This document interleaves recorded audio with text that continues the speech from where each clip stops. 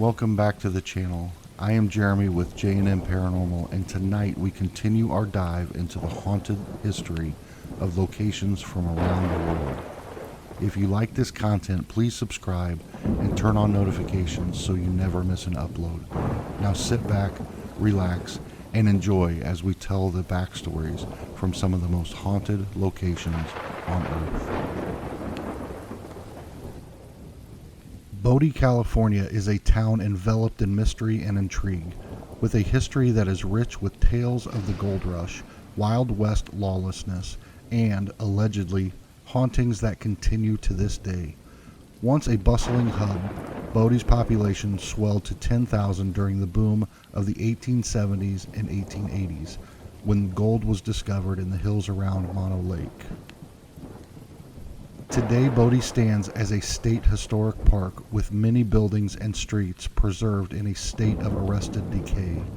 Visitors can walk through the town and see tables set with the original china and shops still stocked with supplies from a bygone era frozen in time. The atmospheric setting has become the backdrop for numerous reports of supernatural activity. Many visitors and staff have reported encounters with ghosts, particularly in some of the old hotels, schools, and the local church. Some claim to have seen the spectral image of former residents, such as a young girl who tragically died, or miners who once sought their fortune there.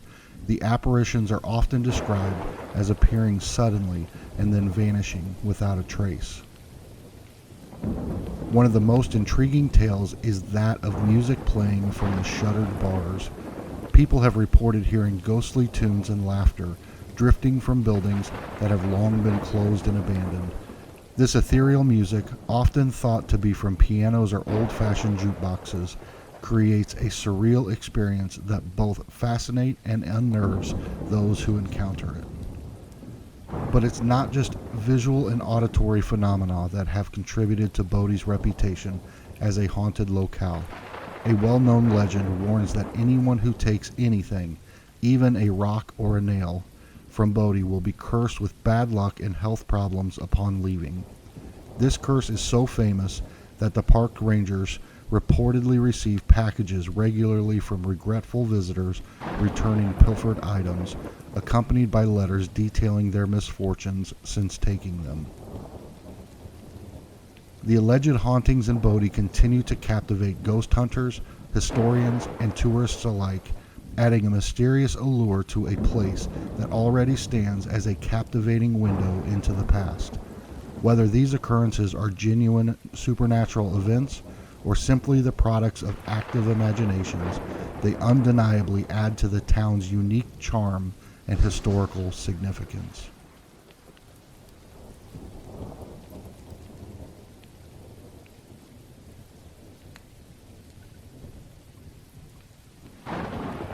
Bonaventure Cemetery, located in Savannah, Georgia, has become renowned not only for its rich history and prominent occupants, but also for its eerie and captivating legends that have intrigued many. A quintessential example of Southern Gothic beauty, the cemetery is graced by Spanish moss-draped oaks that provide a gentle shade to the time-worn Victorian monuments scattered throughout the graveyard. If you were an avid reader during the 90s, you may recognize Bonaventure Cemetery as the evocative setting featured in the novel Midnight in the Garden of Good and Evil. The cemetery's air of enigmatic charm can certainly be felt throughout the pages of the book. Many distinguished individuals have been laid to rest here, including legendary singer Johnny Mercer and famed poet Conrad Aiken.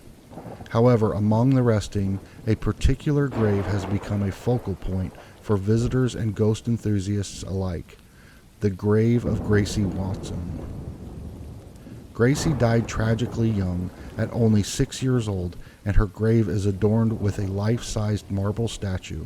The statue's hand rests on a tree stump, a symbolic representation of her life tragically cut short. Visitors moved by her story often leave toys at her grave as a tribute.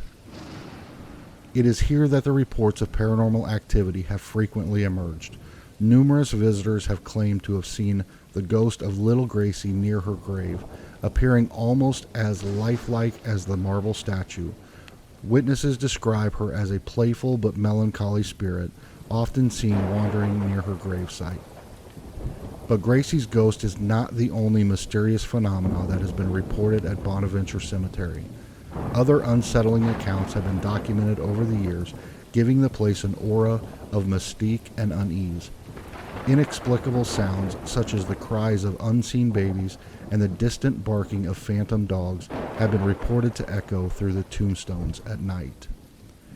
Some visitors have even recounted statues within the cemetery seemingly coming to life. They describe approaching a grave only to witness the cold stone face of a statue curling into a smile, a phenomenon that defies rational explanation. These eerie occurrences have turned Bonaventure Cemetery into more than just a historical site. For those fascinated by the paranormal or simply looking for an experience beyond the ordinary, it stands as a testament to Savannah's rich tapestry of legends, mystery, and unexplained phenomena. Whether one believes in ghosts or merely enjoys a thrilling story, Bonaventure Cemetery offers an intriguing glimpse into a world where the line between the living and the dead seems hauntingly thin.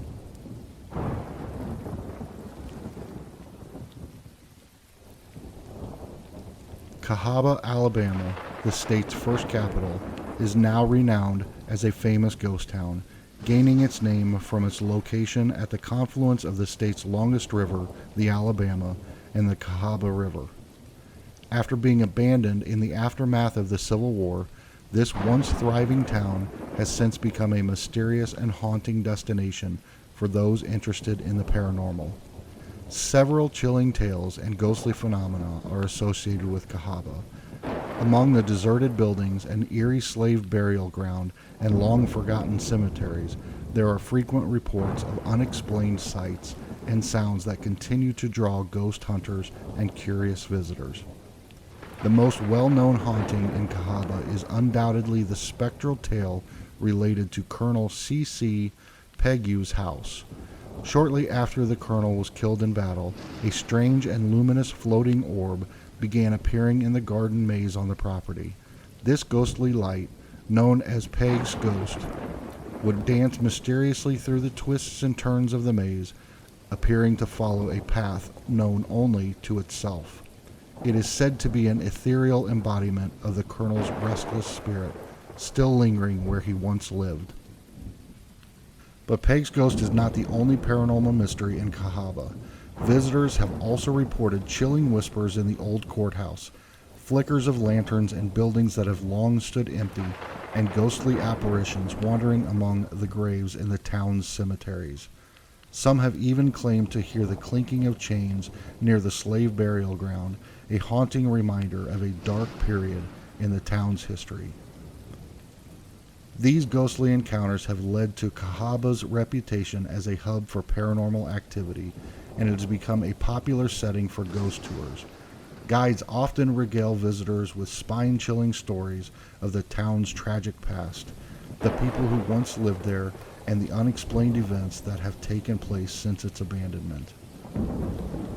Whether it's the allure of the unknown or a fascination with the town's tragic history, Cahaba continues to attract visitors keen to explore its haunted landscape. Its mix of historical importance and spectral lore has made it a unique and captivating destination for those drawn to both the tangible and the inexplicable.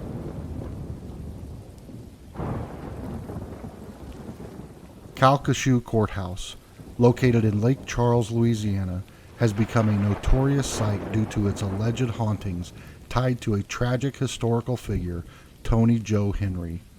Tony Joe Henry's life was marked by hardship and criminality. A former worker, she reached national levels of infamy after committing a cold-blooded murder in 1940.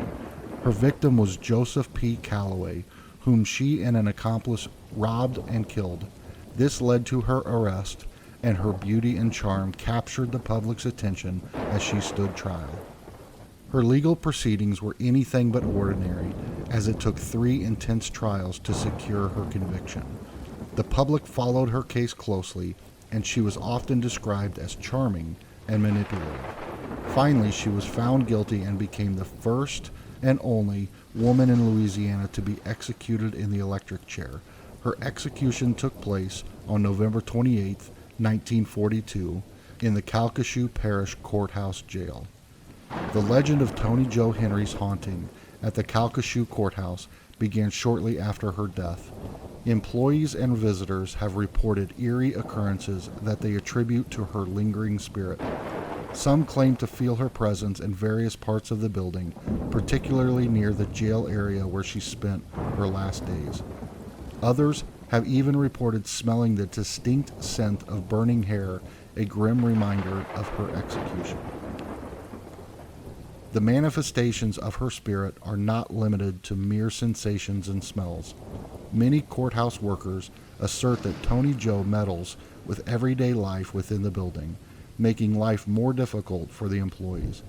Tales of mysterious events, including unexplainable malfunctions with office equipment, doors locking by themselves, lights flickering without apparent cause, and objects moving inexplicably. Some paranormal investigations have been conducted at the courthouse to explore the authenticity of these claims, and some investigators believe they have captured evidence of Toni Jo's presence. Whether real or folklore, the haunting of Calcasieu Courthouse by Toni Jo Henry continues to be a part of Lake Charles's local culture and history. It draws curiosity from paranormal enthusiasts, tourists, and locals alike, contributing to the mystique and allure of this historic location.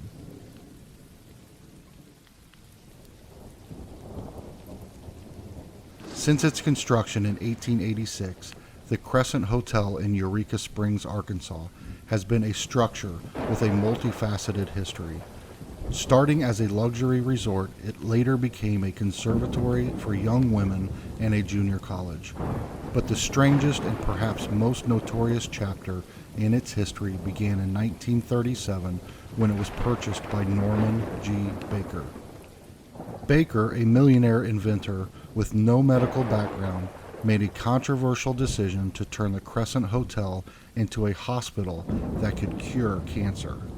He masqueraded as a doctor and promoted the facility as a healing center, promising desperate families and patients that he had found a miracle cure.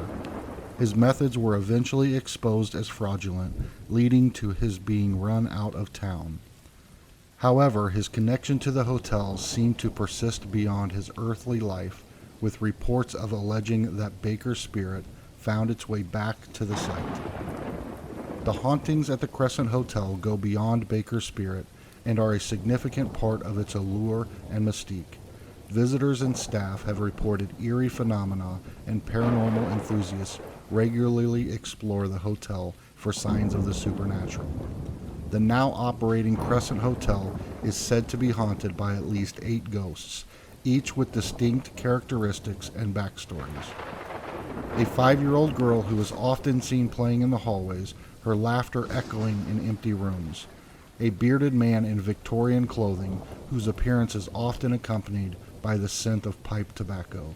The ghost of a nurse pushing a gurney, typically spotted near the old morgue area where Baker's hospital operated. A former patient who seems to be waiting for treatment, appearing confused and distressed. The apparition of a lady in a nightgown who has been seen dancing in the ballroom.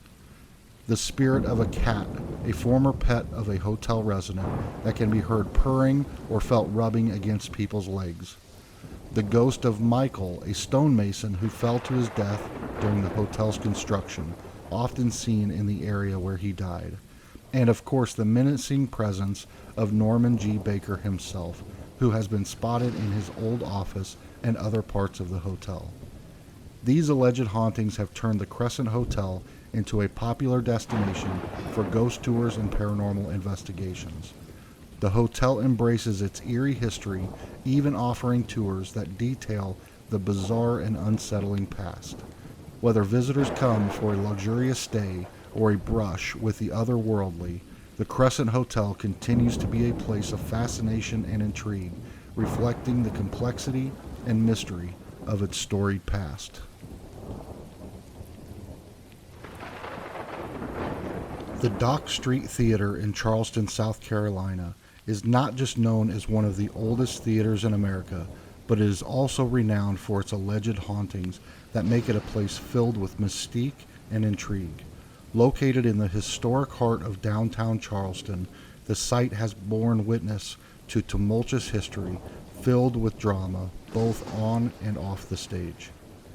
Initially constructed in the 18th century, the original theater tragically burned down.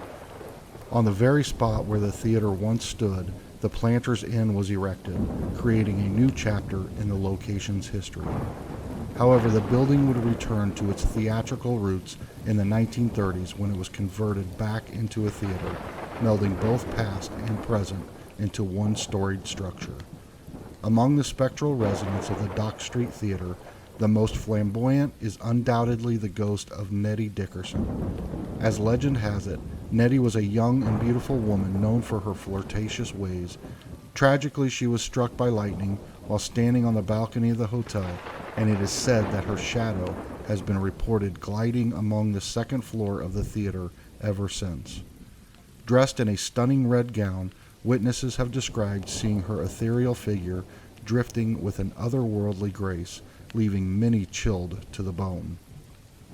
In addition to Nettie's haunting presence, the ghost of Junius Brutus Booth, a renowned 19th century actor, has also been reported. Known for his powerful performances and also as the father of Lincoln assassin John Wilkes Booth, Junius was a frequent guest at the inn. Witnesses have claimed to see his ghostly figure lurking in the wings of the theater, perhaps forever attached to the stage he once graced. These ghostly apparitions, combined with the creaks and whispers that are said to permeate the building, have lent an eerie and mysterious aura to the Dock Street Theater. Over the years, ghost tours and investigations have drawn those curious about the paranormal to explore the theater's haunted history. Whether or not one believes in the ghosts of Dock Street Theater, the tales of its hauntings are firmly embedded in Charleston's folklore, and they continue to fascinate locals and visitors alike. They are a testament to the theater's rich history and its continued place in the cultural tapestry of Charleston, South Carolina, a place where the past lingers and the boundary between this world and the next might be just a little more permeable. The Driscoll, located in Austin, Texas, is a grand Romanesque hotel that features modern rooms and an iconic brick facade. Since its opening in 1886, the hotel has been a magnet for European tourists and has been the elegant backdrop for countless wedding celebrations. As an irreplaceable landmark in Austin's cityscape, the Driscoll embodies more than just architectural beauty. It's also renowned as a reputed dwelling for ghosts. Guests and staff alike have reported numerous unsettling incidents, from eerily abnormal sounds echoing through its ornate corridors to unexplained cold spots in various parts of the building. Some of the more frequent apparitions include sightings of the hotel's namesake, Jesse Driscoll. A portrait of the man himself still hangs in the lobby, and many claim to have seen his ghost wandering the hallways, lingering near the room he favored during his time. The legend behind Jesse Driscoll's haunting centers on his heartbreak of losing the hotel in a high-stakes poker game. Driscoll, a wealthy cattle baron who initially built the hotel, never recovered from his loss, and it's believed that his attachment to the place was so strong that he continues to watch over it from the afterlife. His ghost is often described as looking distinguished but sad, and it's not uncommon for guests to report smelling cigar smoke when he's said to be around. But Driscoll is not the only ghost believed to haunt the premise. Other reports include the haunting sounds of a little girl, said to have met her tragic end while playing with her ball on the grand staircase. Guests have often heard her giggling and the sound of a bouncing ball late at night. Another famous haunting involves a mysterious woman known as the Bride. Legend has it that over the span of a few decades, 3 brides-to-be took their own lives in the same room, and guests staying there have reported feeling an inexplicable sadness or sense of an unseen presence.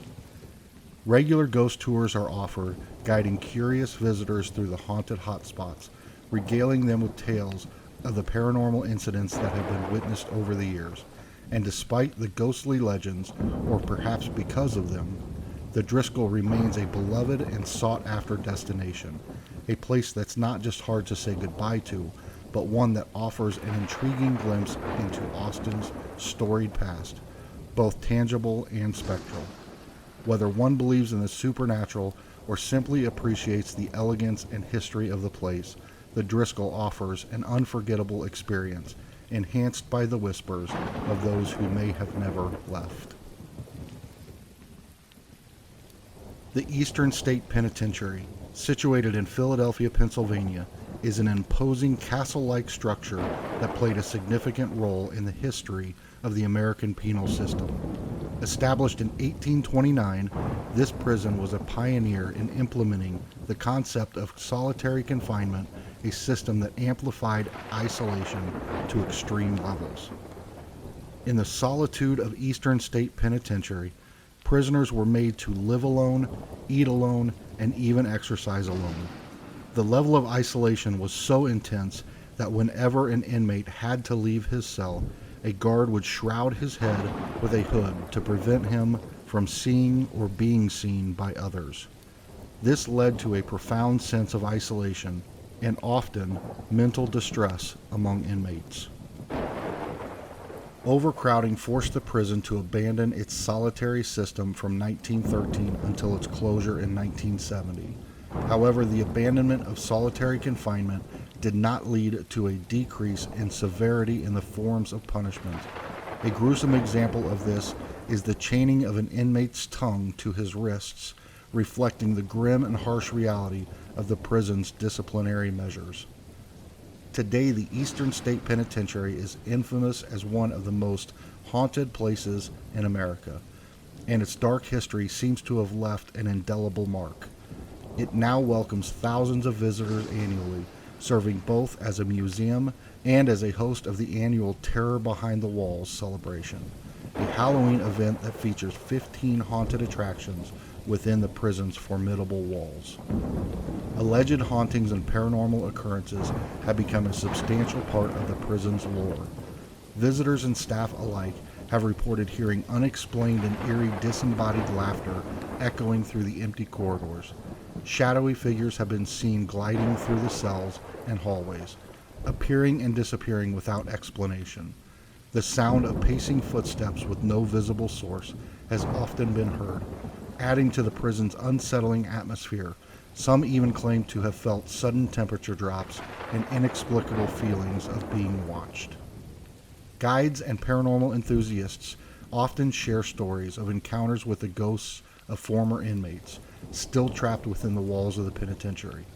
These tales continue to fascinate and chill those who venture within the prison, turning the Eastern State Penitentiary into a must-see destination for those interested in exploring the intersections between history and the supernatural. New England, with its scenic landscapes and rich history, is often celebrated for its charming covered bridges. Among these, Emily's Bridge in Stowe, Vermont, stands out, not for its picturesque beauty, but for the eerie legends that surround it. Situated in the quaint town of Stowe, the 50-foot-long Emily's Bridge has become notorious as a hotspot for alleged paranormal activity. The bridge's haunting reputation dates back to a tragic event in the mid-1800s, when a young woman named Emily is said to have taken her own life on the bridge. According to the most common version of the legend, Emily had arranged to meet her lover at the bridge to elope. Dressed in her wedding gown, she eagerly awaited his arrival, but as the hours wore on, it became clear that he had abandoned her. Driven to despair, she hung herself from the bridge's rafters, a sad and haunting image that is now forever linked to this rustic structure. Since that tragic event, numerous visitors to the bridge have reported terrifying experiences. The most aggressive of these hauntings are attributed to Emily's restless ghost, who is said to express her rage and despair by clawing at passing cars. There have even been reports of pedestrians feeling sharp, inexplicable scratches on their backs that bleed, as though inflicted by unseen claws. But Emily's ghost is not only known for her malicious attacks. Many witnesses have described encountering slightly less menacing manifestations, such as images of a white apparition gliding near the bridge, or hearing strange voices and footsteps emanating from the dark tunnel of the bridge. These eerie occurrences have led to an endless stream of ghost enthusiasts and curious tourists visiting the site, often armed with cameras and recording equipment in an attempt to capture evidence of the supernatural. Other accounts add further layers to the story, with variations of the legend offering different explanations for Emily's lover's absence, such as a tragic accident on his way to the bridge, or even treachery and betrayal. Some locals also tell of strange, unexplained malfunctions with their vehicles as they cross the bridge, attributing these occurrences to Emily's lingering presence. Despite the frequent skepticism and attempts to debunk the stories, the legend of Emily's Bridge continues to thrive, making it one of Vermont's most famous haunted sites. Whether one views it as a chilling example of a broken-hearted ghost, or merely a captivating piece of folklore, Emily's Bridge remains a must-visit for those interested in the mysteries of the supernatural. The Honolulu International Airport in Hawaii is not just notorious for its flight delays and overpriced $13 sandwiches. It's also famed for its alleged haunting occurrences that send shivers down the spines of even the most seasoned travelers. The primary spectral entity at the airport is known as the Lady in Waiting. This haunting figure is described as a blonde woman donned in a white dress, and she is known to make appearances in restricted and off-limit areas of the airport. The legend of her origin is a tragic and romantic tale. According to the stories passed down, the woman fell deeply in love with a man who promised to marry her. Engulfed in love and anticipation, she awaited him at the gate for their journey to begin together. However, her love abandoned her, hopping on an international flight and leaving her heartbroken at the gate. Her ghost, it is said, still lingers there, forever waiting for the return of the man who betrayed her. But the Lady in Waiting is not the only strange phenomena reported at Honolulu International Airport. Passengers and staff have recounted other inexplicable occurrences that defy logical explanation. Some have described toilet paper rolls that spontaneously unravel on their own and toilets that flush without human intervention. While these occurrences may not be as dramatic or emotionally charged as the tale of the Lady in Waiting, they add to the airport's mystique, providing a chilling and eerie atmosphere that has led some to avoid certain areas altogether.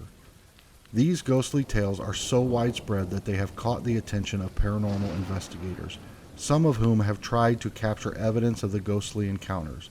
Though no definitive proof has been found, the legend continues to thrive.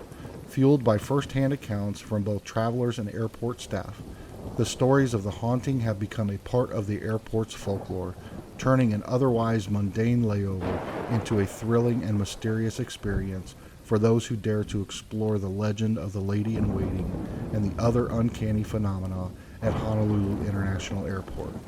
Whether these tales are a product of collective imagination or rooted in some spectral truth, they remain an integral part of the airport's identity and allure. Flagstaff's Hotel Monte Vista, located in the heart of downtown Flagstaff, Arizona, is a site that has become renowned for its alleged paranormal activity. This iconic hotel, which opened its doors in 1927, boasts a rich history that includes a cast of ghostly inhabitants that many claim still linger within its walls.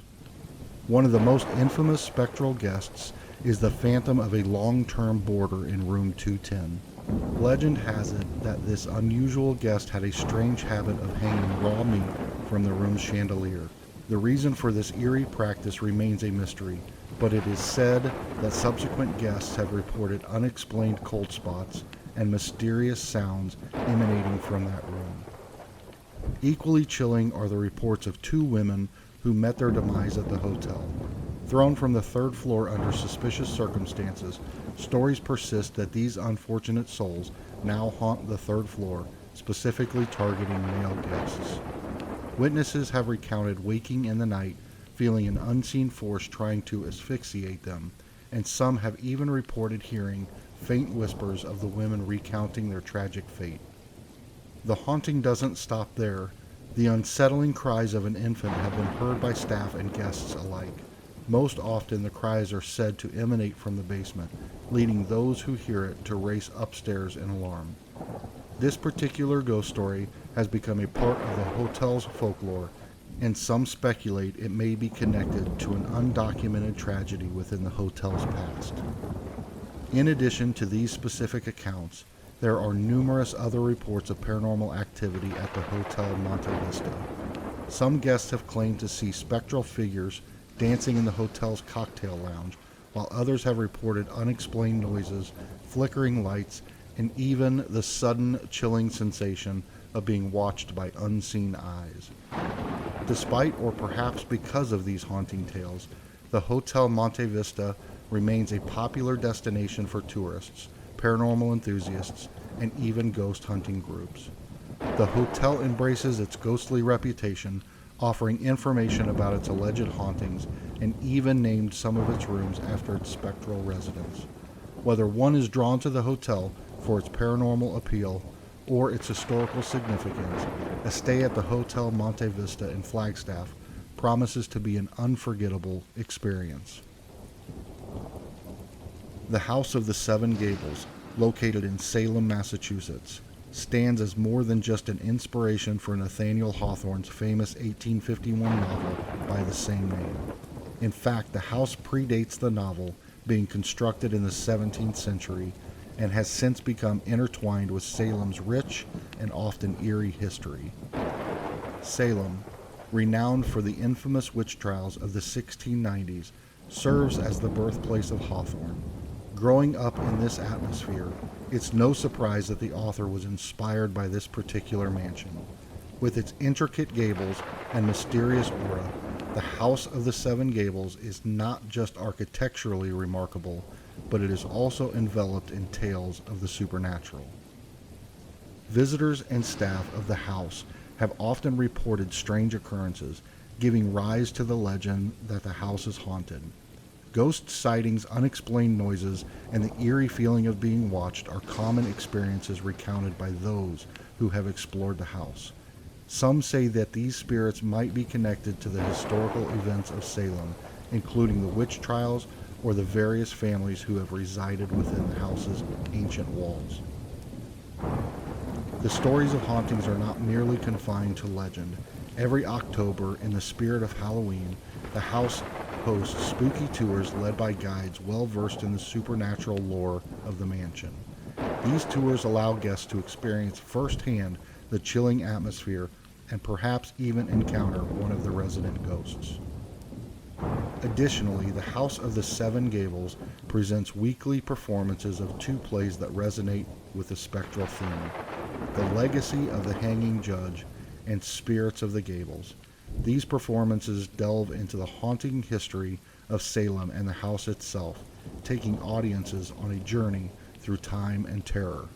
The House of the Seven Gables is not only a place of literary history, but also a living testament to Salem's dark past and a focal point for those interested in the paranormal. Its beautiful yet foreboding facade is a doorway to a world of mysteries, legends, and alleged ghostly encounters that continue to intrigue and frighten visitors to this day. Whether or not one believes in ghosts, a visit to this historic site offers a unique glimpse into a fascinating chapter of American history and folklore.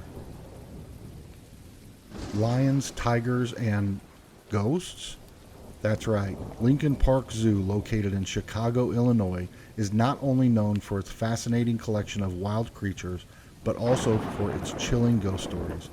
This popular family attraction has a dark history that makes it one of Chicago's most haunted locations. Dating back to the 1840s, the area where Lincoln Park Zoo now stands once served as this city cemetery, holding approximately 35,000 bodies.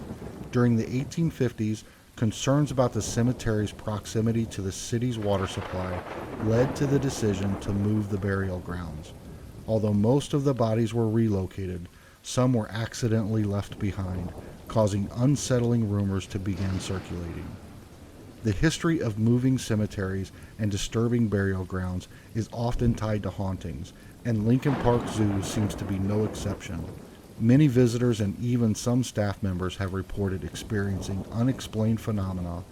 Whispering voices, cold spots, and shadowy figures have all been observed within the zoo's premise. Famed parapsychologist Ursula Bielski once investigated the area and called it without a doubt the most active site I've investigated. Her studies, along with other reports, suggest a strong presence of supernatural activities tied to the forgotten souls that were once buried there. Ghost hunters and thrill seekers have been drawn to the zoo for years, hoping to catch a glimpse of the spectral entities. There are stories of ghostly apparitions dressed in 19th century clothing wandering near the Lion House, or phantom footsteps echoing in empty corridors. Some have even reported seeing the ethereal face of a woman peering through the windows. The zoo itself embraces its haunted history, offering ghost tours during the Halloween season that recount the macabre tales and share the numerous reported sightings. As yet, though, no ghostly animals have been sighted, leaving some to wonder if the spirits are confined to the human residents of the old cemetery. The Lincoln Park Zoo's haunted reputation adds a layer of intrigue to an already captivating destination. Whether you're an animal lover or a paranormal enthusiast, this Chicago landmark offers an experience that transcends the ordinary, bridging the gap between the living and the unseen world. It stands as a reminder that sometimes the past refuses to be completely forgotten, lingering in unexpected places and waiting to be rediscovered. The Mark Twain House, situated in Hartford, Connecticut, is a historic landmark with a literary legacy that's almost as compelling as its alleged supernatural phenomenon.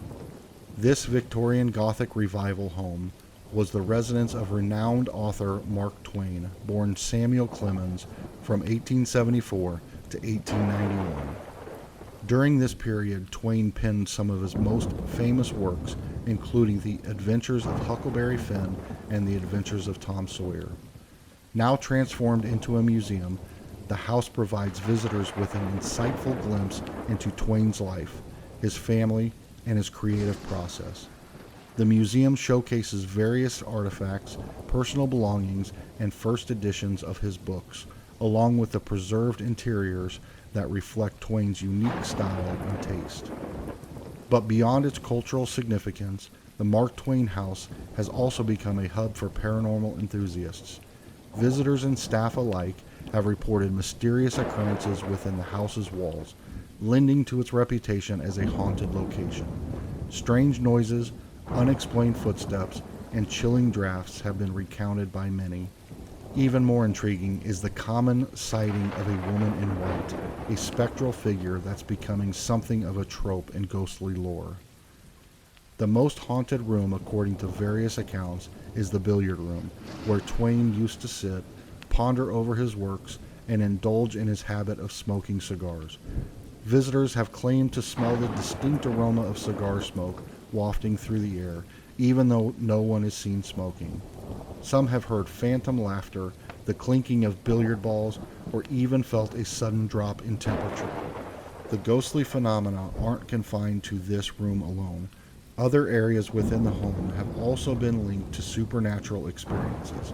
Some believe that the hauntings might be tied to Twain's own complicated emotions and personal tragedies, including the loss of his beloved daughter Susie, who died in the house, and the financial hardships that forced him to eventually sell the property.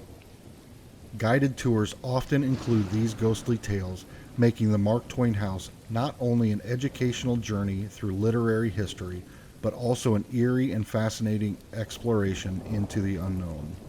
Whether motivated by an interest in literature, history, or the paranormal, visitors to the Mark Twain house will find a rich tapestry of stories waiting to be discovered. With its towering 16 floors, over 1,000 rooms, and an awe-inspiring Gothic facade, the Masonic Temple stands as one of the most imposing architectural marvels in Detroit, Michigan.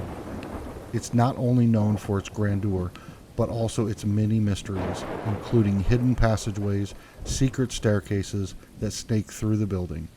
The rumors of ghostly activity, however, are what make the temple truly stand out.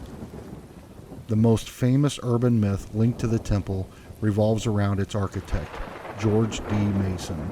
Legend has it that Mason, facing bankruptcy and personally funding the construction, leapt to his death from the building's roof. Although there's no concrete evidence to support this tragic tale, it has become a cornerstone of the Masonic Temple's ghost lore. Visitors and employees have reported eerie sightings and mysterious occurrences, often centered around the ghost of George D. Mason.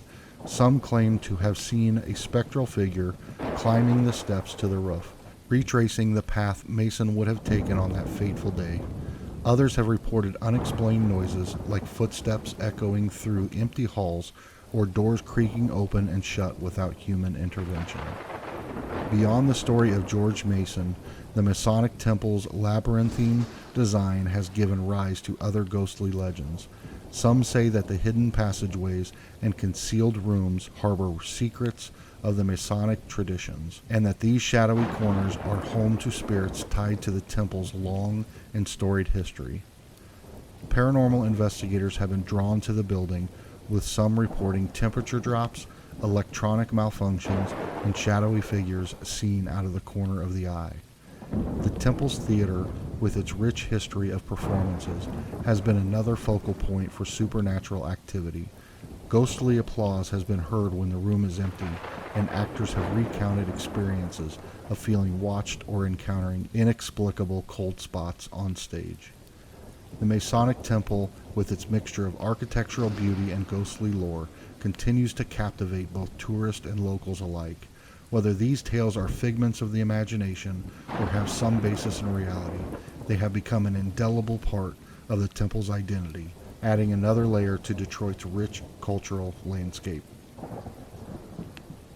One if by land, two if by sea, located in the heart of New York City, is more than just a fine dining experience. Often regarded as one of the world's most romantic restaurants, it exudes elegance with gold chandeliers, fireside tables, and a menu featuring upper crust cuisine. But beyond its aesthetic appeal, the restaurant is renowned for its rich history and alleged hauntings, with around 20 ghosts said to inhabit the premise. The paranormal activities reported within the restaurant are more mischievous than malevolent. Staff and patrons alike have recounted classic phantom pranks like flickering lights, tilting picture frames, and moving plates. Cutlery is often found rearranged, chairs might be pulled out unexpectedly, and an unexplained cold breeze sometimes sweeps through the dining room.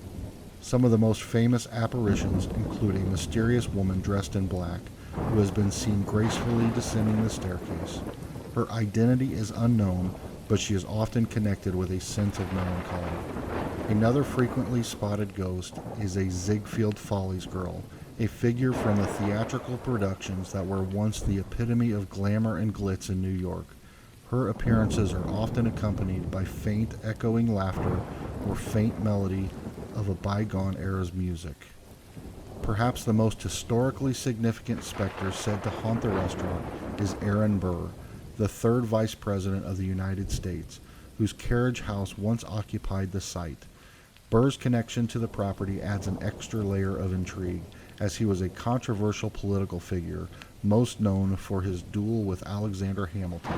While no one has reported hearing him perform songs from the Hamilton soundtrack, some have claimed to hear footsteps in a rhythm that matches his pace or even his distinct voice in hushed conversations.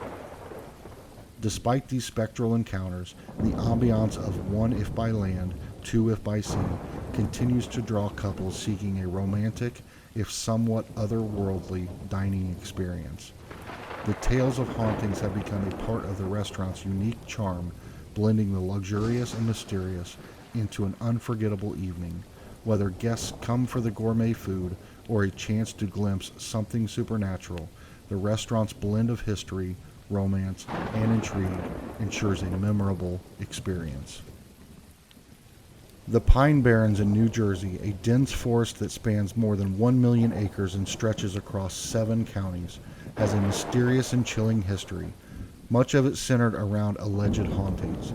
The enigmatic wilderness was once a thriving center during the colonial period, bustling with industry including sawmills, paper mills, ironworks, and glass factories. The area was alive with workers and their families, and small communities flourished. However, the prosperity was not to last. The discovery of coal to the west in Pennsylvania led to the abandonment of the mills in surrounding villages.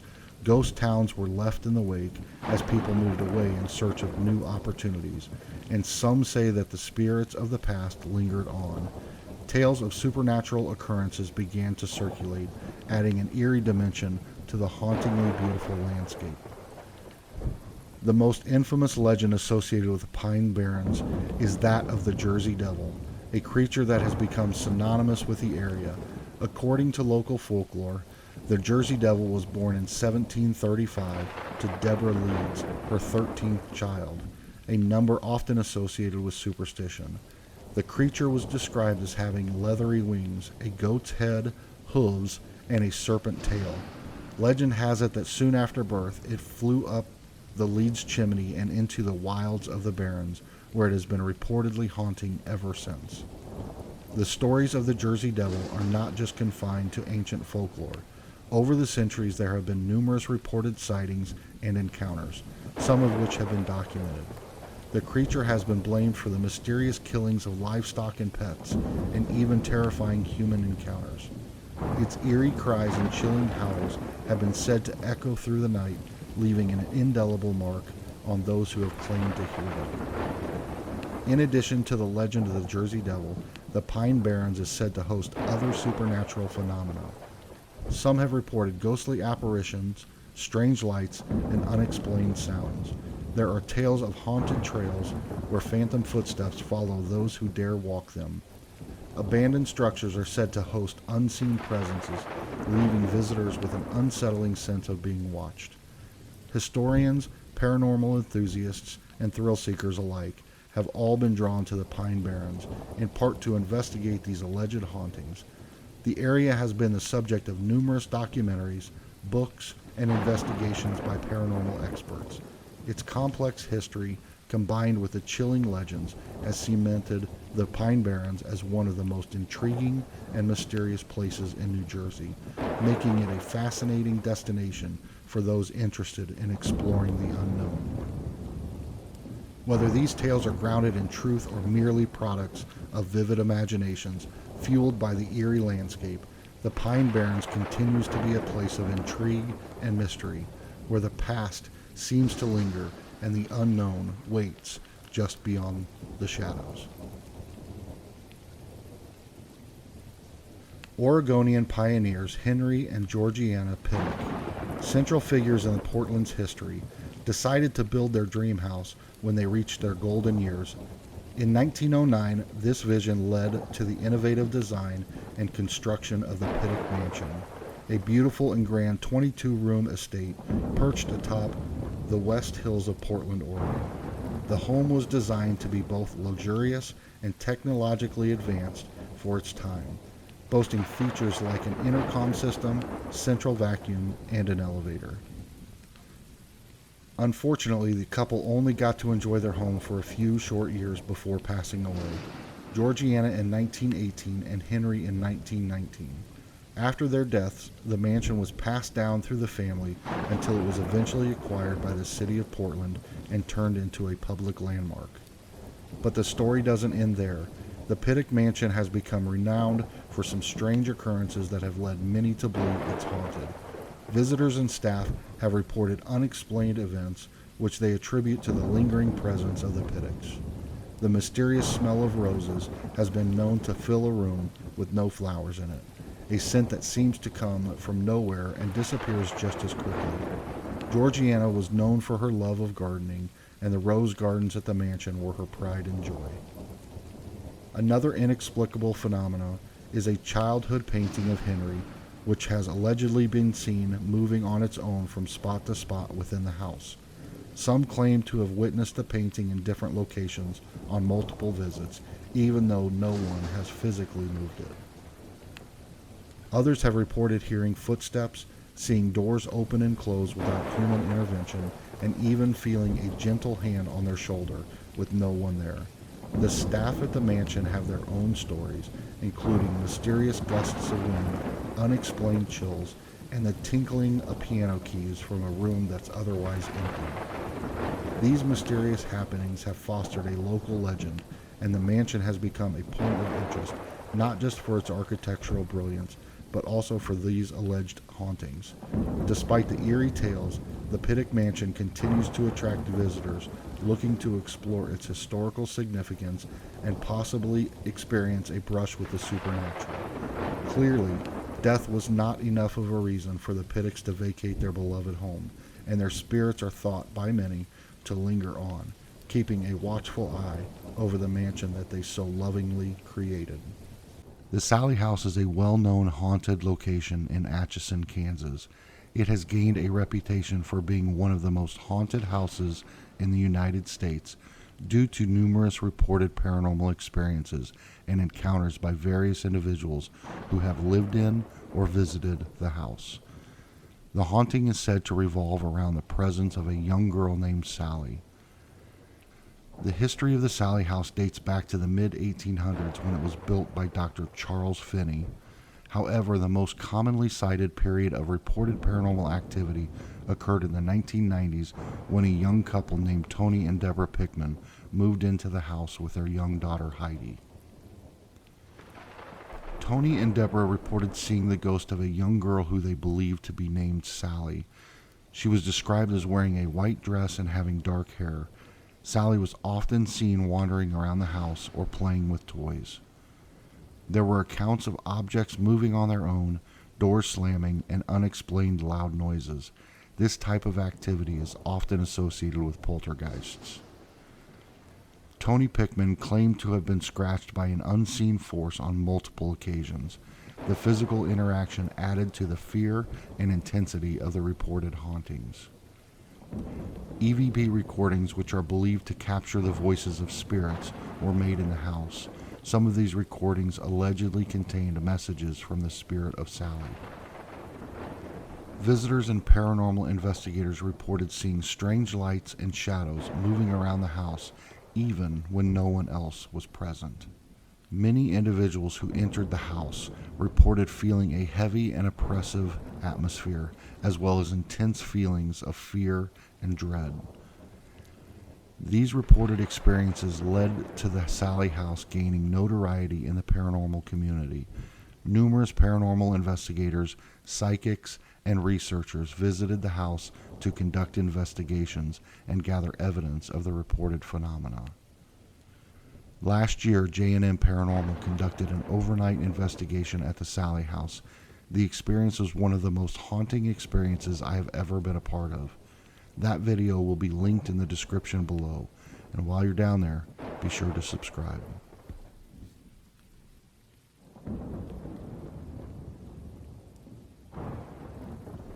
The Fairmont Banff Springs Hotel, located in Banff National Park in Alberta, Canada, is often associated with stories of hauntings and paranormal activity.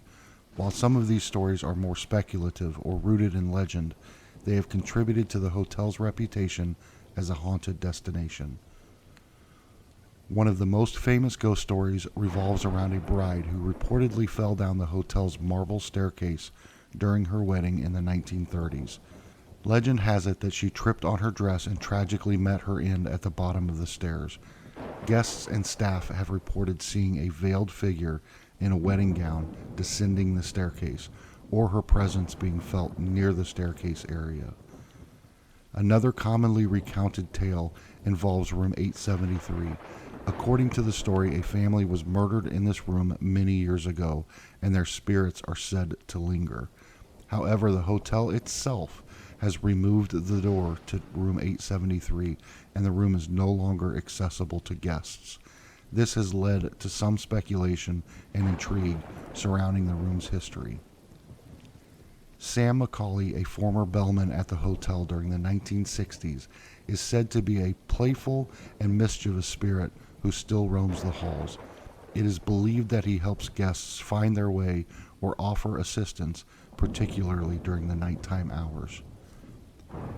Reports of ghostly apparitions and eerie sounds have been associated with the hotel's ballroom. Some guests and staff have claimed to witness dancing figures in old-fashioned attire, even when the room is empty. In more recent years, guests have reported strange occurrences in room 692, including lights turning on and off by themselves and unexplained noises. These accounts have contributed to the hotel's haunted reputation. The Banff Springs Hotel has a distinctive bell tower that is often rumored to be haunted. Some visitors claim to have seen ghostly figures in or around the tower, adding to the hotel's aura of mystery. Are you brave enough to stay the night at the Banff Springs Hotel?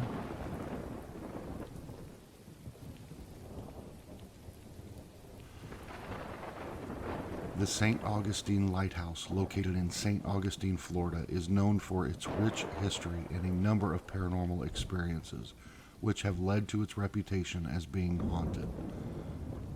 While the accounts of hauntings are largely based on folklore, they have contributed to the lighthouse's mystique and popularity as a tourist attraction. One of the most well-known stories involves the tragic death of two lighthouse keepers during the construction of the original lighthouse in the late 1800s. It is said that during the construction, a cart carrying supplies plummeted into the water, dragging the workers along with it. The workers were killed instantly, and their spirits are believed to still linger around the lighthouse, causing mysterious occurrences and unexplained phenomena. Hezekiah Pitty was the superintendent during the construction of the current lighthouse tower. He fell to his death while painting the tower in 1859. Visitors and staff have reported seeing a figure matching Pitty's description, often dressed in clothing from the 1800s, around the lighthouse and the grounds. Some claim to have seen his ghostly figure at the top of the tower, looking out over the ocean. Many visitors have reported seeing shadowy figures moving about the lighthouse, hearing footsteps when no one is around, and even hearing disembodied voices. These experiences have contributed to the lighthouse's reputation as a place with paranormal activity. Another story involves the daughter of a lightkeeper who fell to her death while playing near the lighthouse stairs. Some people have claimed to hear giggling and the sound of children playing in the area, suggesting the presence of a playful spirit. The haunting of the St. Augustine Lighthouse has led to the establishment of ghost tours and paranormal investigations at the site. These tours often highlight the reported paranormal experiences and share the stories associated with the lighthouse's history.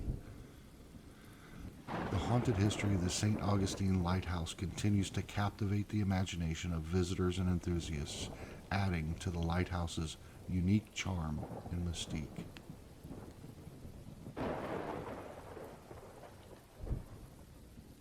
The Island of the Dolls is a small, eerie island located near Mexico City. It has gained a reputation as one of the most haunted places in Mexico due to its unsettling and macabre collection of dolls. The history of the island dates back to the mid-20th century and is associated with a man named Don Julian Santana Barrera. According to local legend, Barrera was the caretaker of the island and became obsessed with the tragic event that occurred in his past. Allegedly, he found the body of a young girl who had drowned in the canals near the island.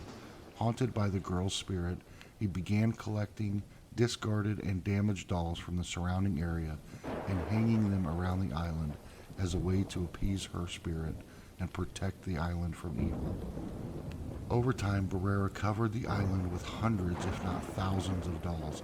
The dolls were often in various states of disrepair, missing limbs, heads, or eyes, creating a surreal and eerie atmosphere.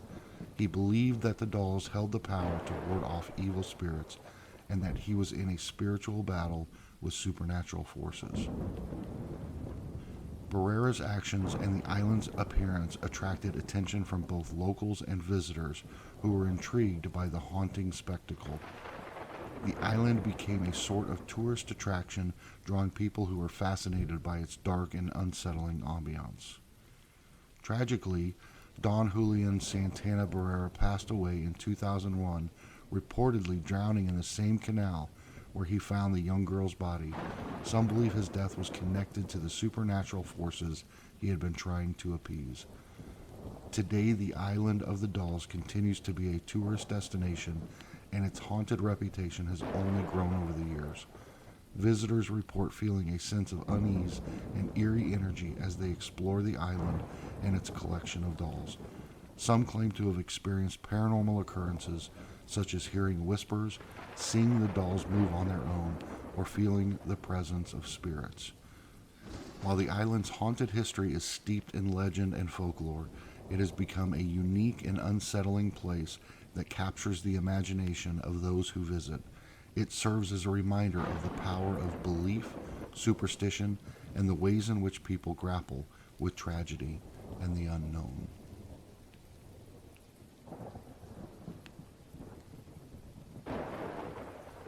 The Menger Hotel, located in San Antonio, Texas, is often associated with stories of hauntings and paranormal activity. The hotel has a rich history that dates back to the mid-19th century, and its long existence has given rise to various tales of ghostly encounters and eerie experiences. While some of these stories are likely embellished or based on folklore, they contribute to the hotel's reputation as one of the most haunted places in Texas.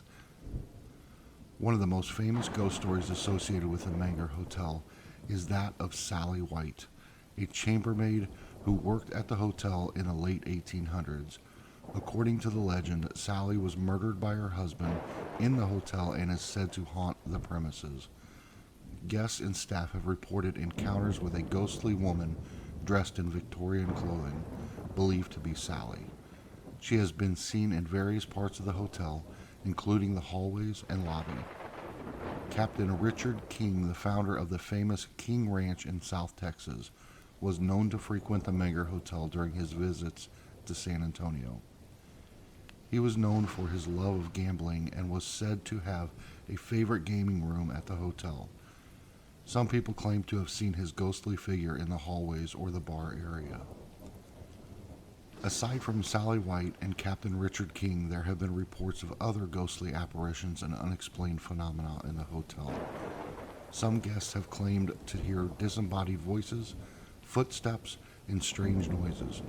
Objects reportedly move on their own and lights flicker without explanation. The Menger Hotel's haunted reputation is also bolstered by its preservation of its historic charm. The hotel's architecture, decor, and furnishings evoke a sense of stepping back in time, contributing to the eerie ambiance that can make ghost stories more believable. Whether you're a believer in the paranormal or a skeptic, the haunted history of the Menger Hotel adds an extra layer of intrigue to this iconic San Antonio landmark. Visitors can take guided tours to learn more about the hotel's history and stories of its spectral residents.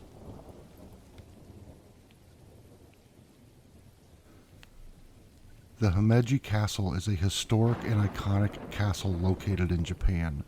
While the castle is renowned for its architectural beauty and significance, there are also stories and legends associated with its haunted history. One of the most famous legends linked to Himeji Castle is the story of Okiku's well. According to the tale, a servant named Okiku was falsely accused of stealing valuable plates by her jealous master. She was tortured and eventually thrown into the well to her death. It is said that Okiku's ghost still remains in the castle, counting the plates in a never-ending cycle. Visitors and locals have claimed to hear her counting and crying out. Another ghostly figure associated with the Himeji Castle is Lady Sen, who was the wife of Lord Honda Tadakatsu. Legend has it that she died tragically, and her spirit is still said to haunt the castle. Lady Sen is believed to be a protective spirit guarding the castle from harm. There is a story about a large black cat that is said to appear before disasters or significant events. This ghostly feline is said to be a bad omen, foretelling misfortune. Over the centuries, numerous reports of ghostly apparitions, strange sounds, and eerie occurrences have been linked to the Himeji Castle.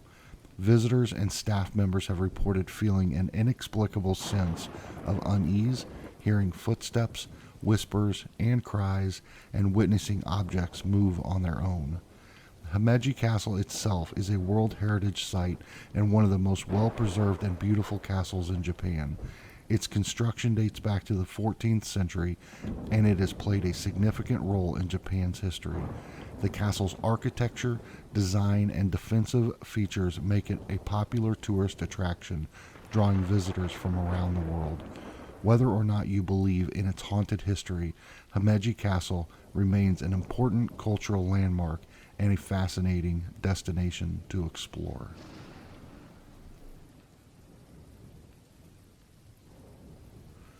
The Château de Chateaubriand is a historic castle located in the town of Chateaubriand in France.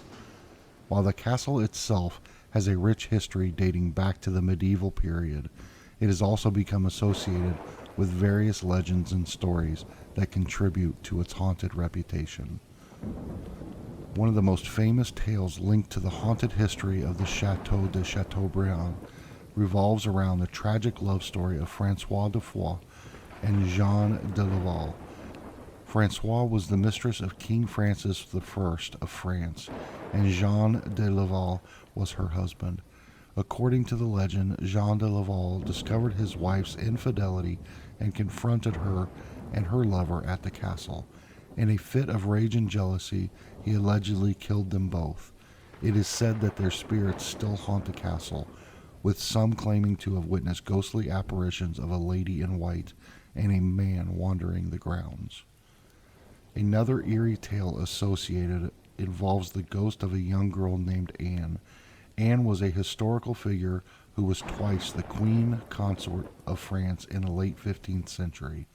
Legend has it that her ghost appears in a well in the castle, lamenting her marriages and expressing her sorrow.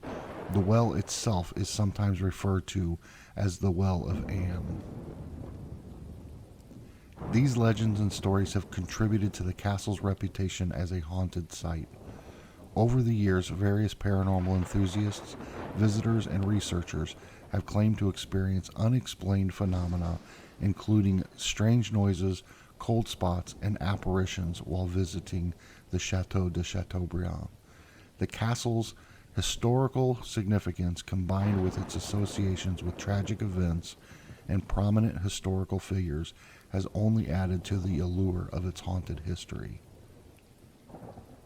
Whether or not you believe in the paranormal, the haunted history of the Château de Chateaubriand continues to captivate the imagination of those who visit or hear about its tales.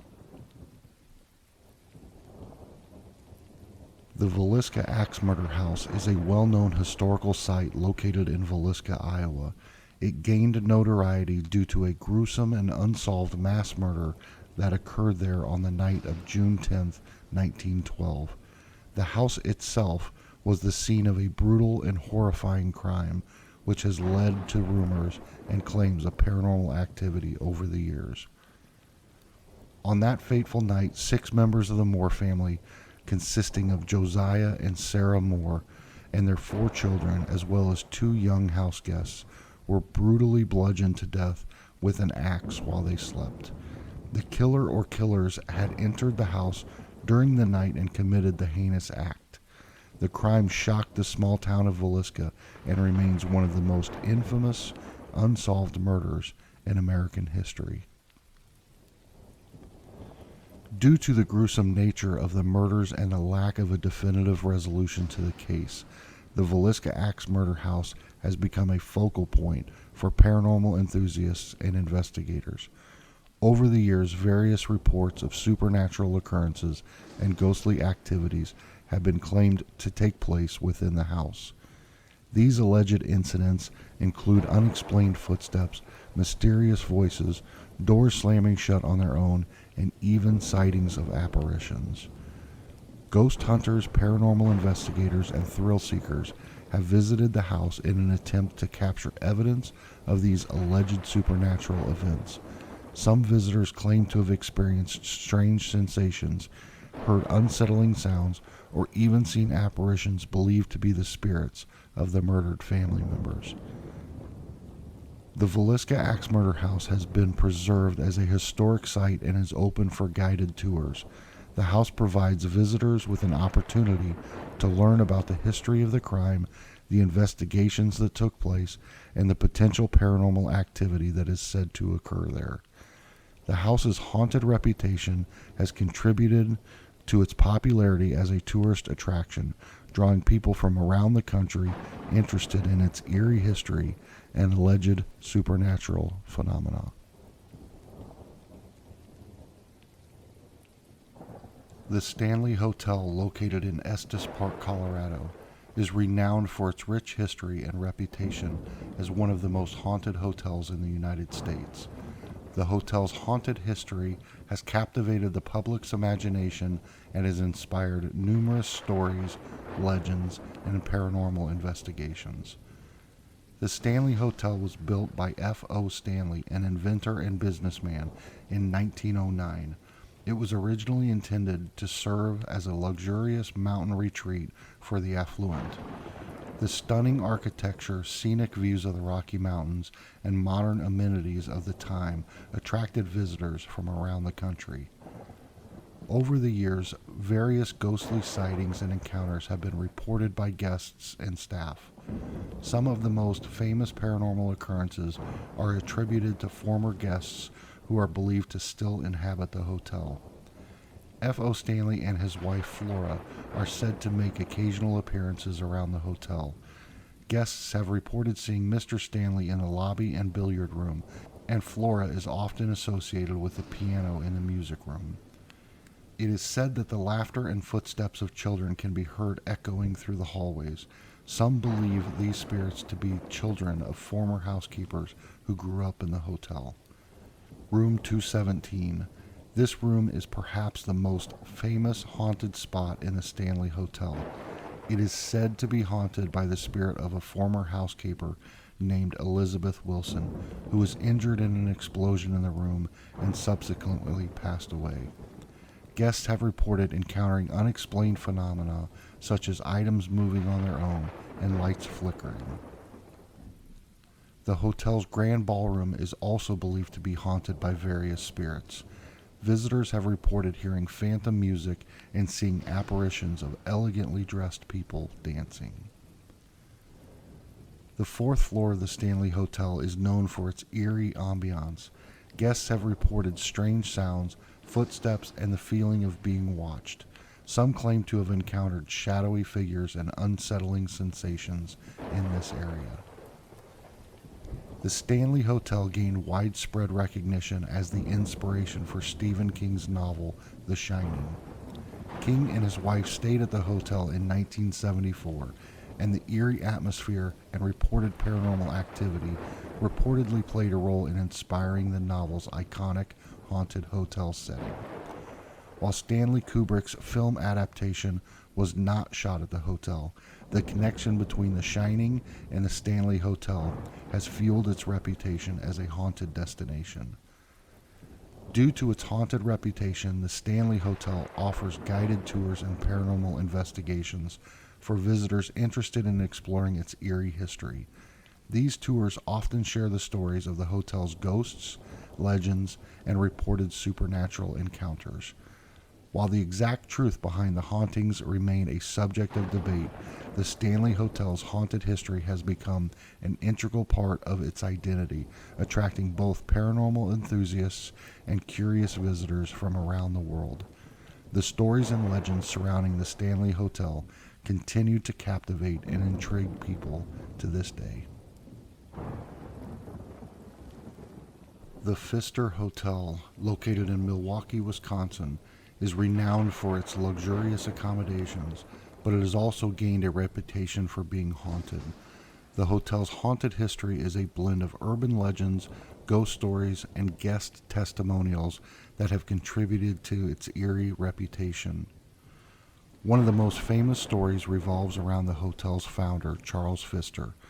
Legend has it that Charles Pfister's ghost haunts the hotel to this day. Guests and staff have reported seeing a distinguished-looking man in clothing from the late 19th century, believed to be Charles Pfister himself. He is often spotted in the hallways, near the elevators, or in his former office. Some witnesses claim to have felt strong presence or seen a fleeting figure, attributing these experiences to the spirit of Charles Pfister. Another frequently recounted tale involves the Lady in Blue. The apparition is said to be a woman dressed in a flowing blue gown from the Victorian era. She is often seen wandering the halls of the hotel, appearing and disappearing mysteriously. Some speculate that she might have been a former guest who met an untimely end or a heartbroken lover seeking closure. Guests and staff members have reported various unexplained phenomena within the hotel. These include doors opening and closing on their own, lights flickering, sudden drops in temperature, and the feeling of being watched. Strange noises such as footsteps and whispers have also been reported when no one else is around. Thomas Worth, a well-known artist, took his own life in 1927 while staying at the Pfister Hotel. His death has contributed to the hotel's haunted reputation. Some guests claim to have encountered his spirit or experienced unsettling feelings near the area where he died. The Pfister Hotel's haunted history has attracted the attention of paranormal enthusiasts and investigators. Numerous paranormal teams have conducted investigations using equipment such as EMF meters, EVP recorders, and infrared cameras to capture potential evidence of supernatural activity. While some claim to have recorded unusual occurrences, skeptics argue that these findings could be easily explained by natural phenomena.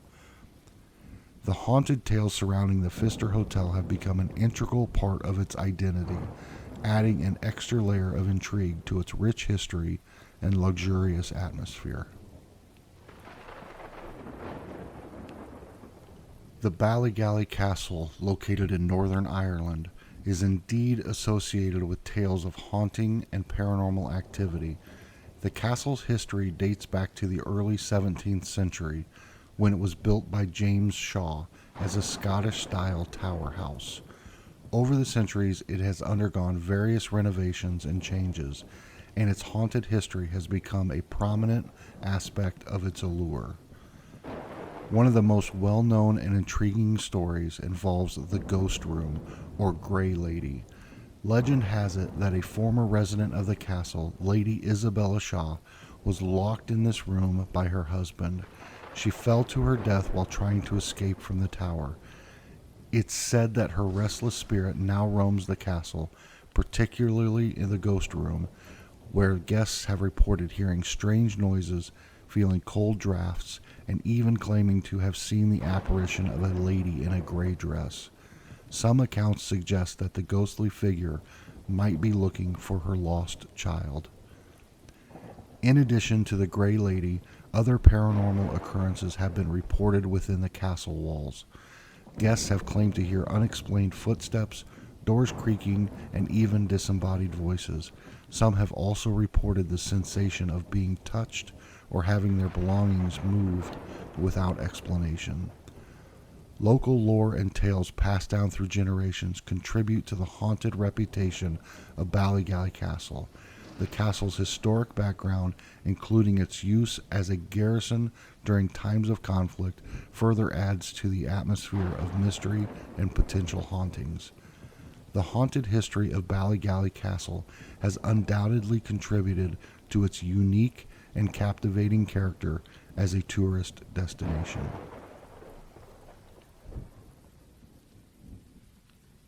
La Llorona, also known as the Weeping Woman, is a famous Mexican legend that has been passed down through generations. While there are various versions of the story in different locations associated with it, one of the notable places often linked to La Llorona's haunting is the Bridge of La Llorona in Mexico. The legend of La Llorona tells the tragic tale of a woman named Maria, who is said to have drowned her children in a fit of rage and despair after her husband abandoned her for a younger woman. Overwhelmed with guilt and remorse, she is said to wander the earth, particularly near bodies of water like rivers or bridges, wailing and searching for her lost children. Her ghostly cries are believed to be an omen of death, and many people claim to have heard her mournful wails late at night. The Bridge of La Llorona is a real historic bridge located in Durango, Mexico. This bridge dates back to the 19th century and spans the Ajula River.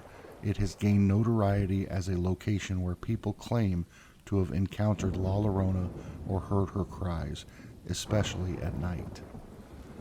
Visitors and locals often share chilling stories of experiencing strange occurrences near the bridge. Some have reported hearing the sound of a woman weeping or wailing, even when no one is visible. Others claim to have seen a ghostly figure in white near the bridge, believed to be La Llorona herself. People have reported feeling an eerie and unsettling presence when passing by the bridge after dark. These alleged paranormal experiences have contributed to the bridge's reputation as a haunted location and have attracted curious individuals interested in ghostly encounters and the legend of La Llorona.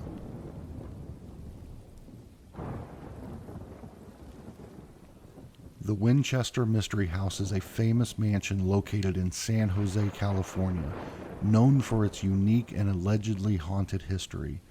It was the personal residence of Sarah Winchester, widow of William Wirt Winchester, the heir to the Winchester Repeating Arms Company fortune. The mansion's history is shrouded in mystery and urban legends, making it a popular destination for tourists interested in the supernatural. The legend goes that after the death of her husband and infant daughter, Sarah Winchester sought guidance from a medium who allegedly told her that her family was cursed by the spirits of those killed by the Winchester rifles. She was told that in order to appease these spirits and ensure her own safety, she needed to continuously build and expand her house. Sarah Winchester began construction on the mansion in 1884, and it continued for nearly 38 years until her death in 1922. During this time, the house underwent constant renovations and additions, resulting in a sprawling and labyrinthine structure. The design of the mansion is said to be influenced by Sarah's beliefs in spiritualism and her desire to confuse or appease the vengeful spirits. There are staircases that abruptly end at ceilings or doors, suggesting that they were built to confuse or deter any malevolent spirits from following her. Some doors open directly into walls, creating an illusion of a continuous pathway. Some windows overlook interior rooms, again adding to the maze-like design of the house. The mansion is rumored to have secret passages and rooms, further fueling the speculation of its haunted nature. Many aspects of the house, such as rooms, windows, and stairs, are said to be arranged in multiples of 13, a number associated with bad luck. The mansion's history and architecture certainly lend themselves to a spooky narrative, making it an intriguing destination for those interested in both history and the supernatural.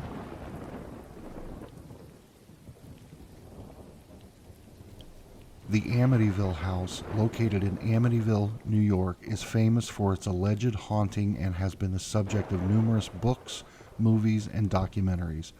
The haunting story revolves around the Lutz family, who moved into the house at 112 Ocean Avenue in December 1975, shortly after a tragic event took place there. In November 1974, Ronald DeFeo Jr. murdered 6 members of his family in the house. He claimed that voices in the house had compelled him to commit the killings. DeFeo was later convicted of the murders and is currently serving life in prison. The Lutz family, unaware of the gruesome history, moved into the Amityville house just over a year later. However, they claimed to experience a series of terrifying and paranormal occurrences during their 28-day stay, which led them to flee the house in fear. The Lutz family claimed they would smell foul odors, often resembling strange and sulfurous scents throughout the house. They reported sudden drops in temperature in certain areas of the house, despite the thermostat being set at a comfortable level. The family heard loud banging noises, footsteps, and other unexplained sounds, often coming from the basement or attic. They claimed to have seen glowing red eyes staring at them from the windows, as well as shadowy figures and apparitions. Family members experienced scratches, bruises, and other unexplained injuries while in the house. In one particularly disturbing incident, the house was reportedly infested with swarms of flies during the winter, which was seen as a paranormal occurrence. The Lutz's family experience was detailed in the book titled The Amityville Horror, written by Jay Anson and published in 1977. The book became a bestseller and led to a series of movies based on the events.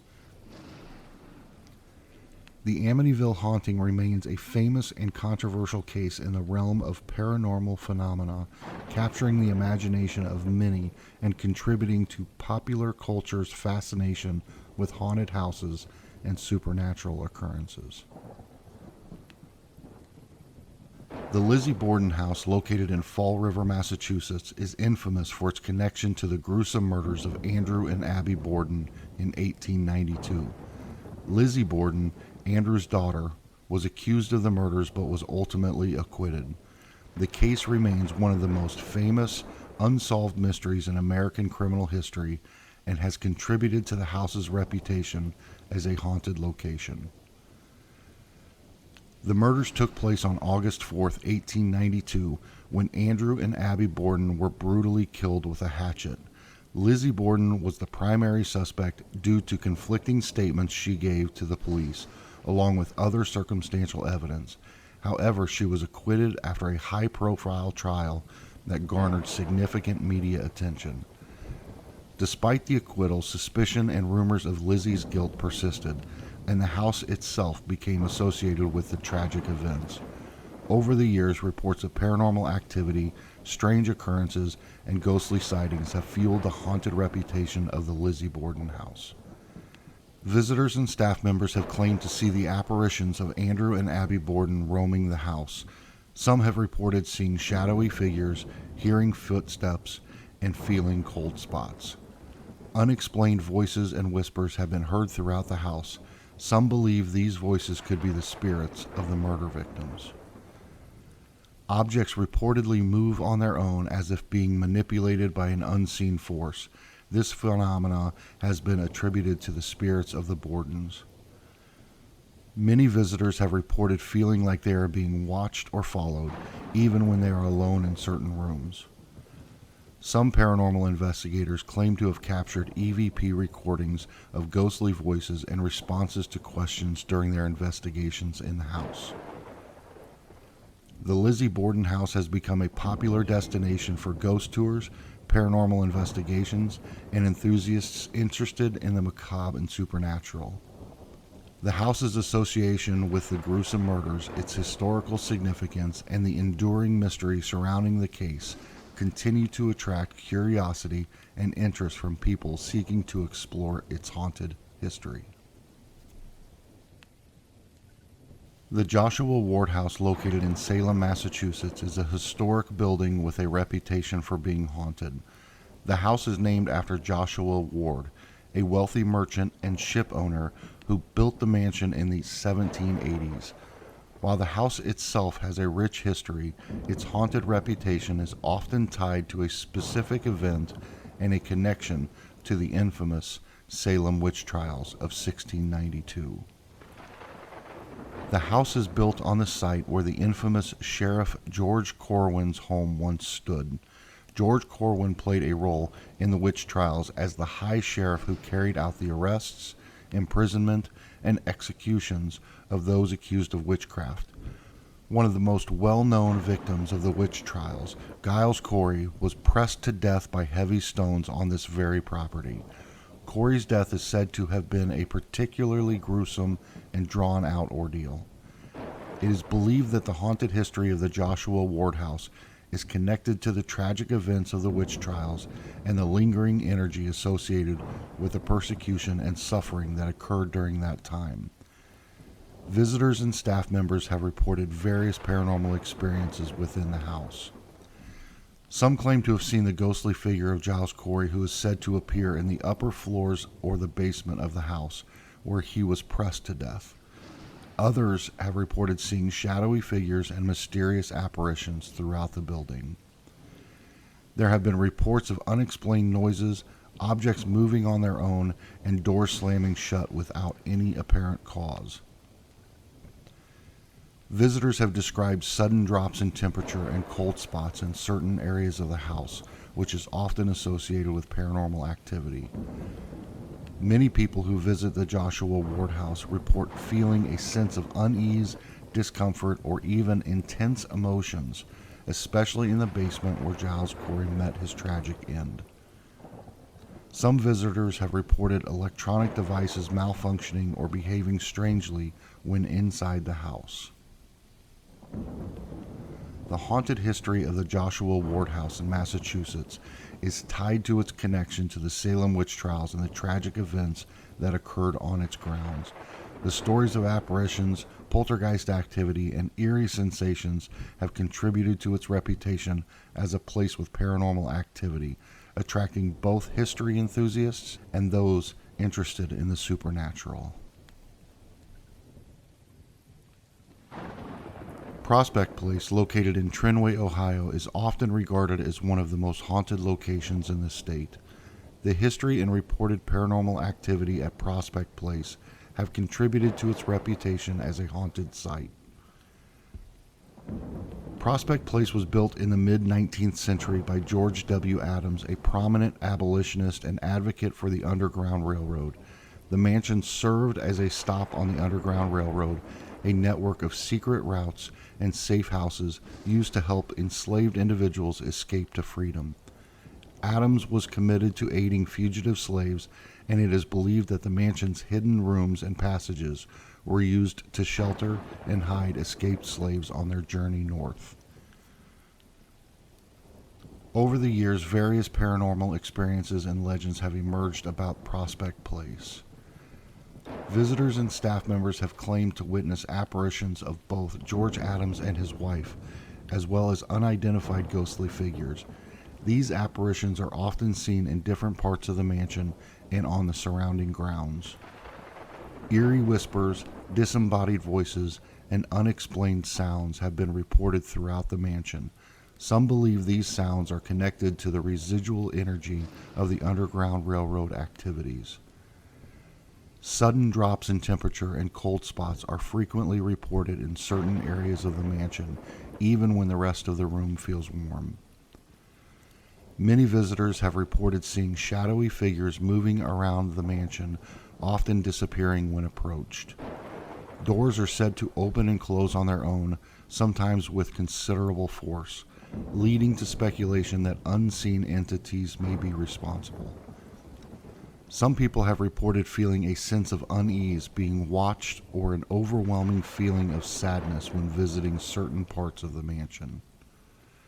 Visitors have captured photographs that appear to show unexplained orbs, mists, and other anomalies, suggesting a possible presence of spirits. Objects moving on their own, seemingly without any logical explanation, have been reported by both visitors and staff. Prospect Place remains a historically significant location with ties to the Underground Railroad and the abolitionist movement, making it a fascinating destination for those interested in history and the unknown. If you decide to visit, you might have the chance to experience the eerie atmosphere and hear the tales of its haunted history firsthand.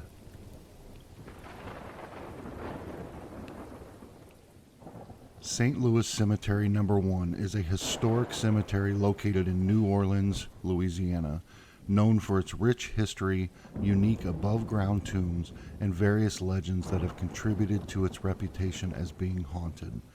The cemetery dates back to 1789 and is one of the oldest and most famous cemeteries in the city. One of the most well-known legends associated with the cemetery is that of Marie Laveau, a famous practitioner of voodoo in New Orleans during the 19th century.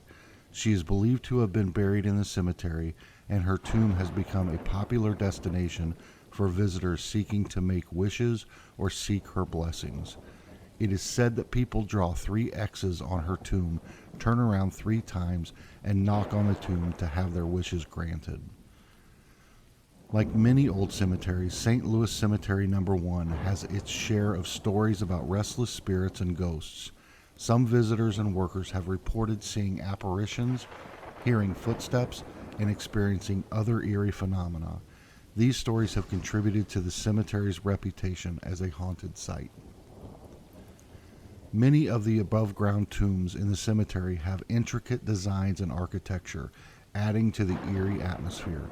Some tombs have been associated with paranormal activity, such as inexplicable cold spots, unexplained noises, and feelings of being watched. Actor Nicolas Cage purchased a distinctive pyramid-shaped tomb in the St. Louis Cemetery No. 1, which has added to the cemetery's mystique. Cage, who has had his share of financial and personal challenges, reportedly chose this unique resting place as a way to connect with the city's history and culture. The cemetery's association with voodoo practices and legends has contributed to its haunted reputation. Voodoo has a long history in New Orleans and is often linked to spiritual beliefs and practices that can be both intriguing and mysterious. These stories have become part of the cultural fabric of New Orleans and have added to the allure of the city's unique and diverse heritage. Whether you're a believer in the supernatural or simply intrigued by history and legends, a visit to St. Louis Cemetery No. 1 can offer a captivating and memorable experience.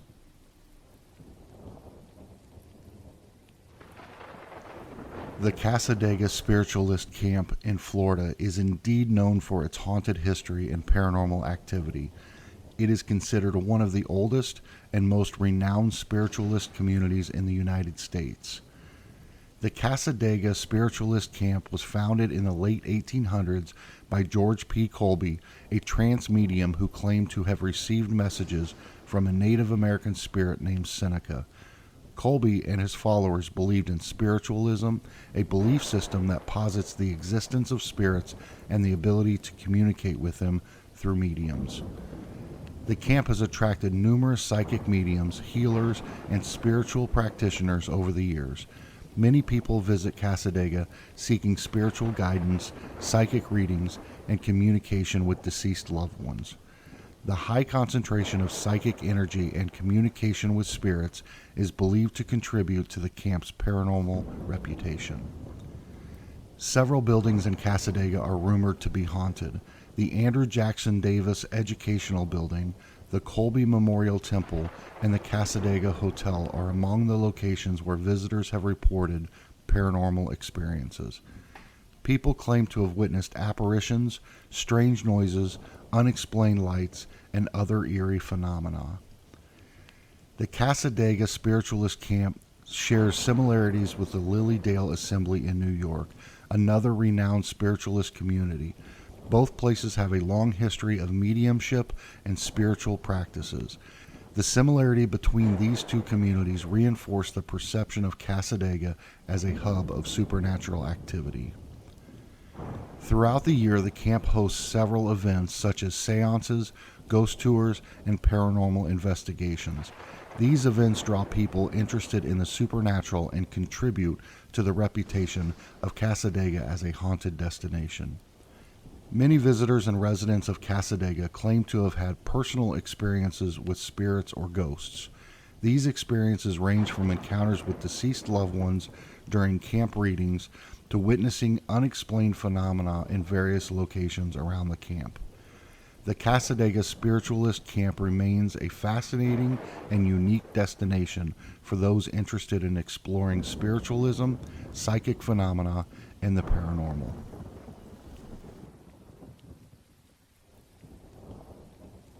The Glore Psychiatric Museum, located in St. Joseph, Missouri, is known for its eerie and haunting history related to its origin as part of a mental health institution.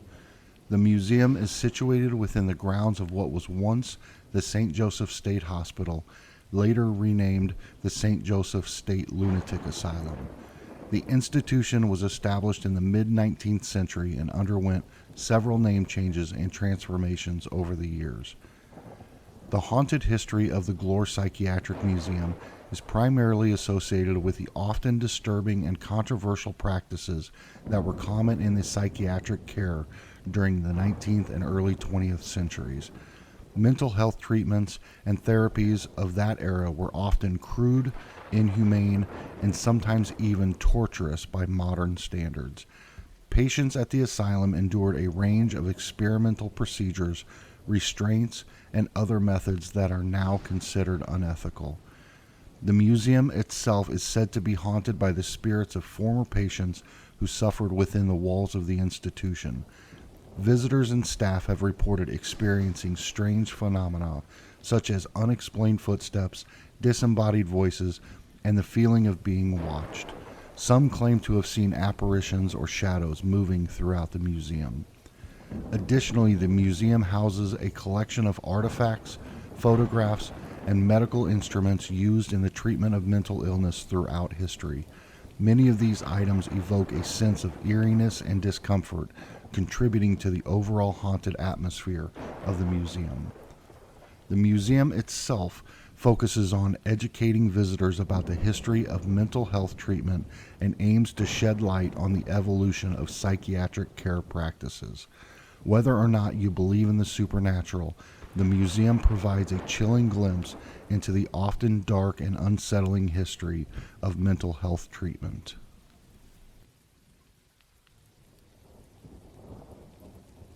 The Exorcist House, also known as the Exorcism of Roland Doe, is associated with the real-life events that inspired the famous horror novel and subsequent movie The Exorcist. While the events primarily took place in Maryland and not St. Louis, the connection to St. Louis comes from the involvement of two priests who performed exorcism rites on the afflicted boy Roland Doe at the Alexian Brothers Hospital in St. Louis, Missouri. In the late 1940s and early 1950s, a series of strange and disturbing occurrences were reported involving a teenage boy named Roland Doe. He was said to exhibit behaviors that were attributed to possession, such as speaking in languages he did not know, levitating, and showing aversion to religious objects.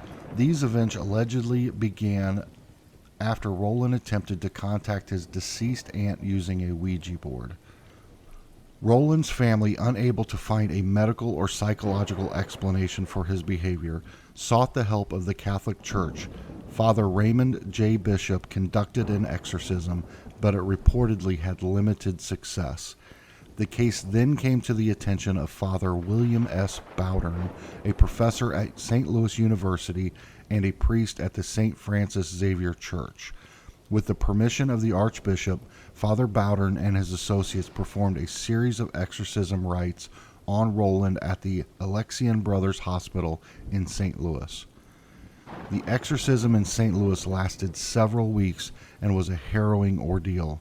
During the rituals, Roland reportedly displayed violent and otherworldly behavior, and it is said that his condition worsened before finally improving.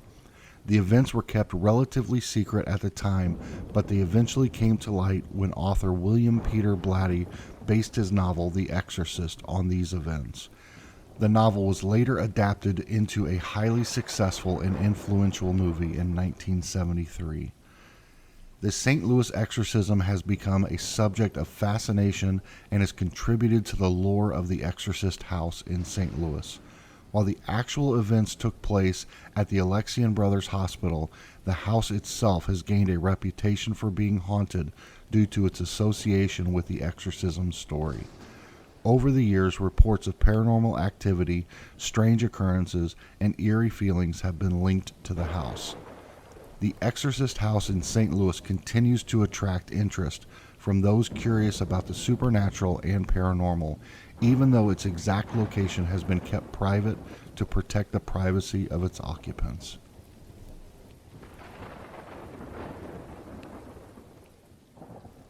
Asylum 49 was originally established as the Tooele Valley Hospital in 1913. Over the years, it has served as a hospital, nursing home, and finally, a psychiatric treatment facility. The location's history as a place of healing, suffering, and death has contributed to the eerie atmosphere and tales of hauntings. Numerous paranormal reports and claims have been made by visitors, paranormal investigators, and former staff members of Asylum 49. Visitors have claimed to see apparitions of former patients and staff wandering the halls. Some accounts describe shadowy figures and ghostly nurses. Eerie sounds, including disembodied voices, cries, and whispers, have been reported throughout the building. Some visitors claim to have heard moaning and other unsettling noises. Objects allegedly move on their own, and doors are said to open and close without any explanation. Sudden drops in temperature or cold spots have been experienced by many visitors, even in areas where there is no logical source for such temperature changes. People often report feelings of being watched, touched, or an overall sense of unease when exploring the building. Over time, various urban legends and stories have developed around Asylum 49, adding to its mystique. These stories often involve tragic events, patient mistreatment, and unsolved mysteries, contributing to the perception of the location as haunted. Asylum 49 has attracted the attention of paranormal investigators and enthusiasts who seek to document and understand the reported supernatural activity. Some have conducted investigations using tools such as EMF meters, EVP recordings, and thermal cameras. In recent years, Asylum 49 has been transformed into a commercial haunted house attraction. While the haunted house is designed for entertainment purposes and features actors and horror-themed scenarios, it has further contributed to the location's reputation as a haunted site. Whether you're a believer or a skeptic, the haunted history of Asylum 49 continues to intrigue and captivate those who are drawn to the mysteries of the supernatural. The Adams House in Deadwood, South Dakota, is often associated with stories of hauntings and paranormal activity. The history of the house, combined with the town's colorful past, has contributed to the legends of ghosts and eerie occurrences within its walls. The Adams House was built in 1892 for Harris Franklin Adams, a prominent businessman in Deadwood. The house is an excellent example of Queen Anne-style architecture, showcasing intricate detailing and ornate design. Over the years, the Adams family and subsequent owners left their mark on the house, making it a significant historical site in Deadwood. One of the most well-known stories involves the apparition of a woman dressed in white clothing. It is said that she appears in various parts of the house, often accompanied by a faint floral fragrance. Some believe this woman might be one of the Adams family members or a former resident who has not moved on. Visitors and staff have reported hearing the sounds of children laughing and playing, as well as the sound of footsteps running up and down the stairs. These sounds are often attributed to the spirits of children who may have lived or visited the house in the past. Some people claim to have experienced sudden drops in temperature even in rooms with no apparent source of cold air. Unexplained drafts, doors opening and closing on their own, and feelings of being watched are also part of the reported paranormal activity. There have been accounts of objects seemingly moving on their own accord or being displaced without any logical explanation. This phenomenon is often linked to poltergeist activity where unseen forces manipulate objects. People have reported seeing full-body apparitions and shadowy figures moving throughout the house. These sightings contribute to the eerie atmosphere and reputation of the Adams house as a haunted location. The haunted history of the Adams house in Deadwood continues to capture the imagination of visitors and adds to the mystique of the town's Wild West past. Theorosa's Bridge refers to an urban legend associated with a supposedly haunted bridge in Valley Center, Kansas. The legend has circulated for decades, and while there are various versions of the story, the core elements typically remain the same.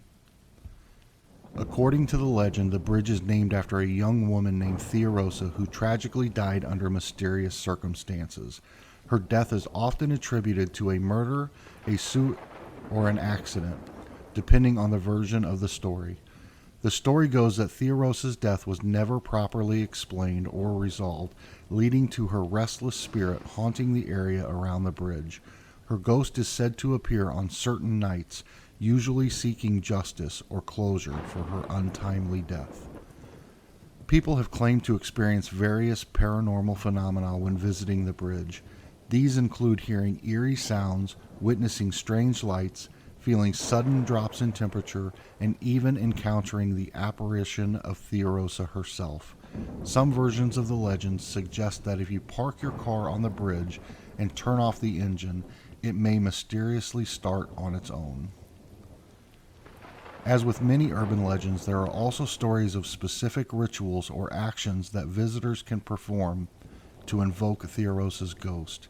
These might include calling her out by name, honking car horns, or leaving offerings at the site. Like any urban legend, the details of this story can vary over time and from teller to teller.